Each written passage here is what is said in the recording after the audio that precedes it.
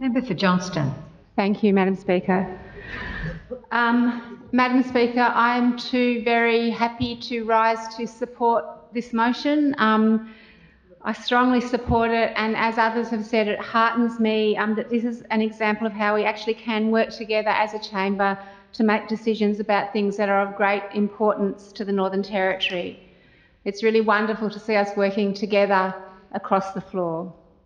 This is good government, and all of us are here elected by our communities to take action on the issues that most concern them, and we know that this is an issue that affects everyone in all of our communities.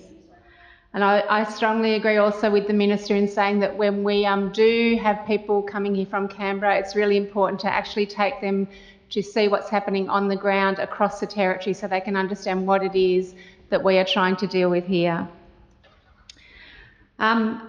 We all know that we need needs-based funding to address the crisis, and I'm really looking forward to seeing what happens when we work together with Canberra to achieve that.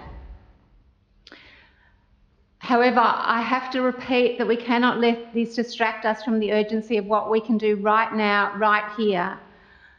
I repeat again that I remain unable to understand why we cannot, as a chamber, take urgent action on a domestic, family and sexual violence crisis, our true crime crisis. As I've said in this chamber today, in the Northern Territory, more than half the deaths by homicide are DV-related, 2 in 3 assaults are DV-related, more than 65% of people are in prison for DV-related issues, more than 65% of police time is spent on DV-related issues, more than 95% of the young people in detention are affected by DV. I'm sorry to have to continue to repeat these statistics. I wish I didn't have to. And if this government took action, I would not have to. I still cannot understand the rationale for no action. It's impossible for me to understand how the Minister can say she needs time to act on DV. I have no doubt that the Minister is deeply committed to addressing this issue and addressing it in the best way possible in a way that we know will work. I appreciate the Minister tabling the review of the Active Action Plan 1 today, and also the member for Gwadja tabling the Monitoring, Evaluation and Accountability Plan for Action Plan 2. I encourage people to have a look at these evaluation plans and reviews. I think that they are, as the Minister said, full of very important information that it's good for us to understand as we move forward and try and address this issue.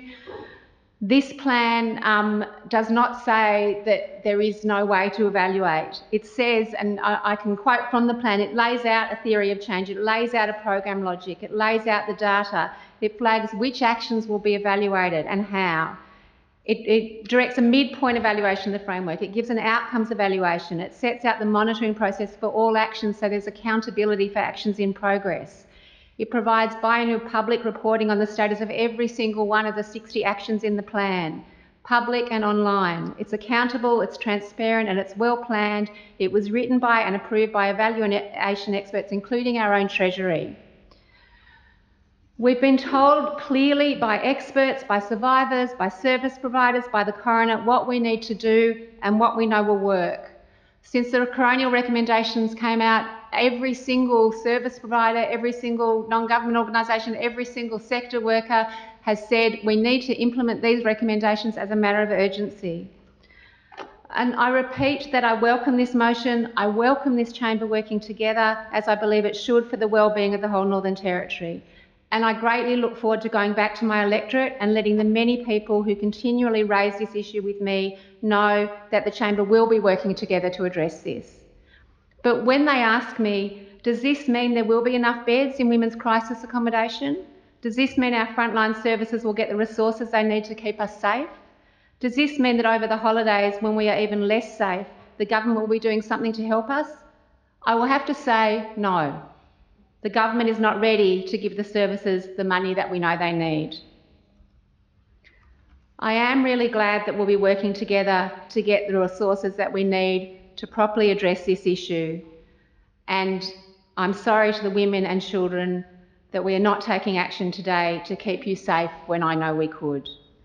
I commit to doing everything I can towards that, towards a future where the crime crisis we face here is not the crisis of killing and harming women and children. Thank you, Madam Speaker.